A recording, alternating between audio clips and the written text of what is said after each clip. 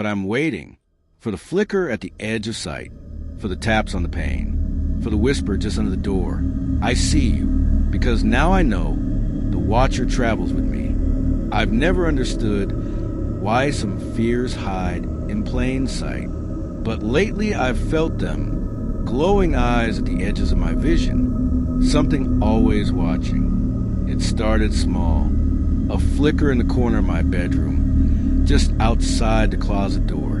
One midnight, I saw it, a pale shape moving in the faint street light through the curtain. I blinked, rubbed my eyes, and it vanished. I chalked it up to exhaustion. Long hours at work, deadlines piling up. I told myself I was just tired, but then the knock started. Soft, deliberate taps on my window at 3 a.m. at first. Tap, tap, tap.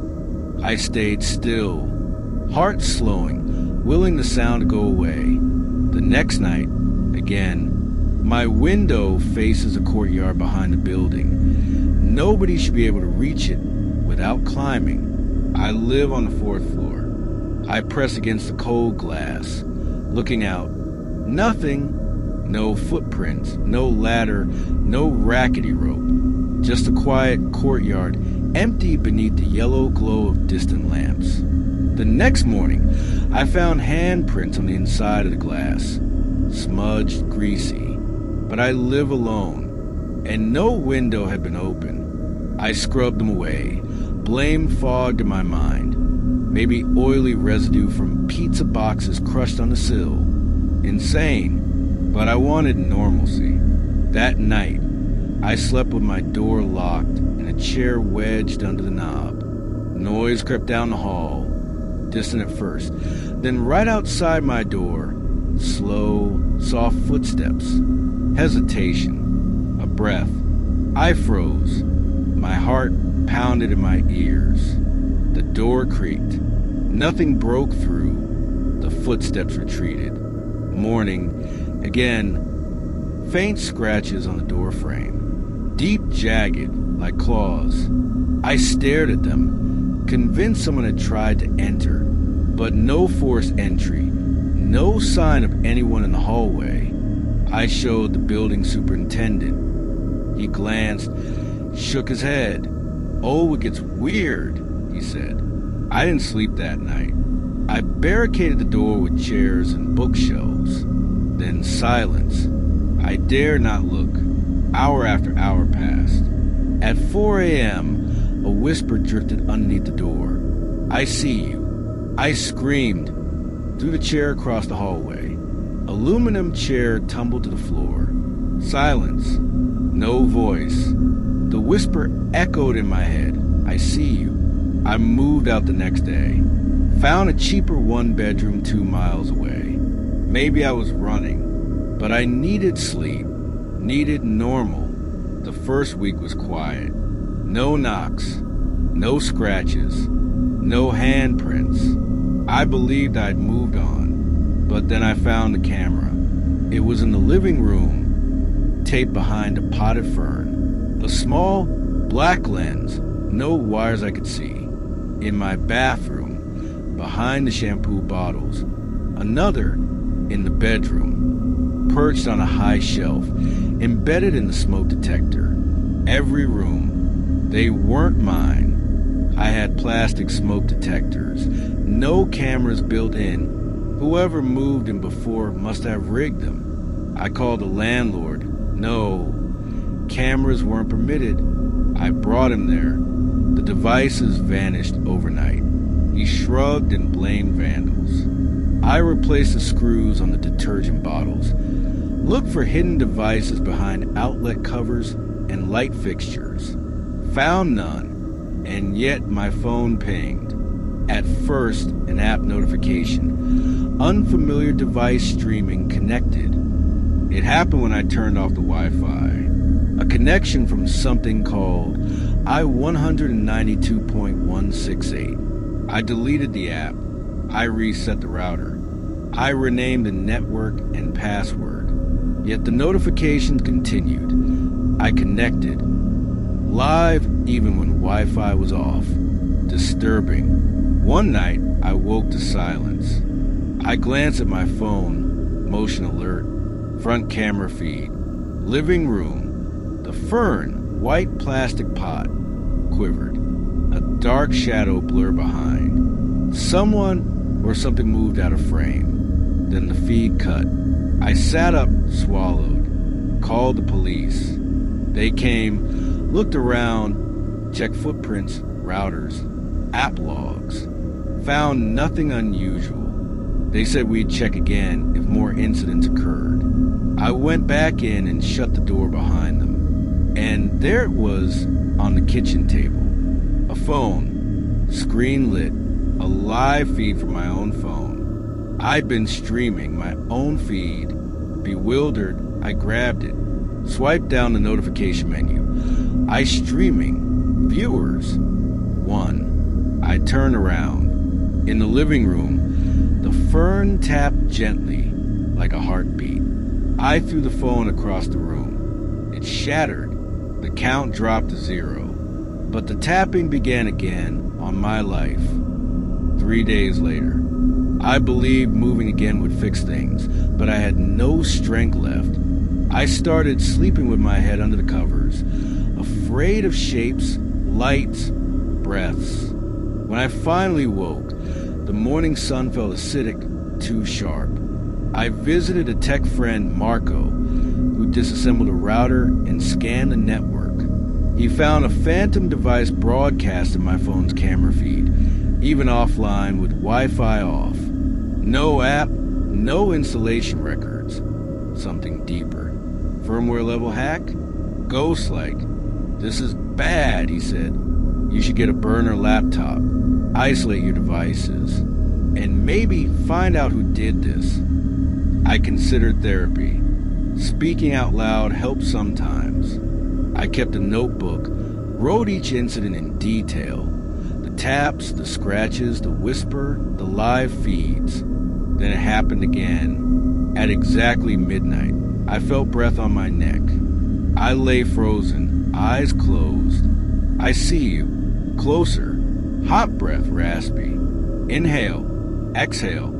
I rolled over. Something pressed the fern's leaves, shaking them. I bolted upright. An arm. Pale, slender. Long fingers curling around the fern stem. Reaching forward. Reaching. I shrieked through the lamp. Light shattered. Darkness. In the chaos, I stumbled into the closet and collapsed, sliding behind boxes, holding my breath. I heard a soft shuffle. A pause. Click, click. Camera shutters. Then nothing. I waited. How long? 5 minutes? 20? Then I dared crawl out. Trembling, I edged to the door and looked out. Empty room. Torn fern leaves littered the floor. No arm, no figure. On the coffee table lay a small note. You watch me too, in messy handwriting. And below it, scribbled again, I see you. Last night, I packed my backpack, my safe money, passport, phone. I booked the first flight I could afford. Even though I've never traveled much, I called Marco to help clean everything off devices at the airport. I told the policeman about the note. I'm in a hotel room now, somewhere miles away, but I still feel watched. I keep checking the windows. Doors locked or barricaded. I can't stop looking. No camera found here so far. No taps, no shadows, no whispers. I used to love living alone. No roommates, no noise, just the comfort of my own space. The nights were quiet, the mornings mine to enjoy in peace. That changed the night. I realized my reflection wasn't mine anymore. It happened while brushing my teeth. I looked up casually, the way you always do, but my reflection didn't look away when I did. It smiled. I didn't. My hand froze midair. Slowly, deliberately, I raised my hand. The reflection raised his hand too, but just a second too late, like a broken video feed. A chill crawled up my spine. I turned the bathroom light off in a panic. When I switched it back on, everything looked normal. My reflection moved perfectly with me, no delay. I laughed nervously, convincing myself I was just overtired. I work night shifts. I barely sleep. Maybe my mind was playing tricks on me. The next morning, I taped a towel over the mirror. That night, the towel was on the floor. I told myself it must have slipped. I taped it again, tighter this time. But the next morning, the towel was folded neatly on the counter. I hadn't folded it. Every reflective surface began to feel wrong. My blank TV screen showed a shadow darting behind me, even when I was alone. The back of a spoon caught something standing in the doorway for a split second, gone when I turned around. Then the messages started. A text from an unknown number. Stop covering the mirror. I blocked it immediately. Seconds later, another one came. I see you. My chest tightened. I ran to the bathroom and smashed the mirror. The shards scattered across the tile like jagged teeth. For a moment, I felt free. But then, in one of the shards lying face up, I saw my reflection blink. I hadn't blinked. Sleep became impossible. I covered every screen, every window, every polished surface. But no matter where I went, I felt eyes on me. Sometimes at the edge of my vision, the glass surfaces rippled, like water being disturbed. At night, a faint tapping came from the sink pipes. Tap, tap, tap. Slow and deliberate, almost like Morse code. One night, my phone buzzed at 3 a.m. A video message. I pressed play with trembling hands.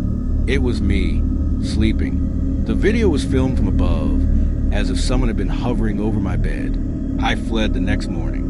New apartment. No mirrors, no glass surfaces. I taped over my laptop camera and kept my phone face down. The first night, I slept deeply for the first time in days. The second night, my phone buzzed again. A message. Nice new place. I dropped the phone. My heart was pounding so hard it hurt. Another message came through. Look at the TV. The screen was unplugged, but in the black glass I could see my reflection. My face, except I wasn't smiling. The me in the screen was. And then it stepped closer. I slammed the TV face down on the floor. My chest was heaving, my skin clammy with fear. I didn't sleep that night. The next day, I smashed every reflective thing I owned. Every piece of glass, every metal surface that could show me even a fragment of a reflection. For a while it was quiet, but then it spoke. Not through a text, not from a screen, through my own lips. I was brushing my teeth again, staring at the blank wall where the mirror used to be. My hands were steady, my eyes locked on my reflection that wasn't there, and then my mouth moved on its own. I see you, it said. I dropped the toothbrush, stumbled back, covered my mouth with my hands. My lips tingled like they'd been forced open by invisible fingers. My chest burned as I realized I hadn't spoken. Now, every time I blink, I'm not sure if it's me who opens my eyes again, because something else is looking out from behind them, something that's always smiling, something that's always watching.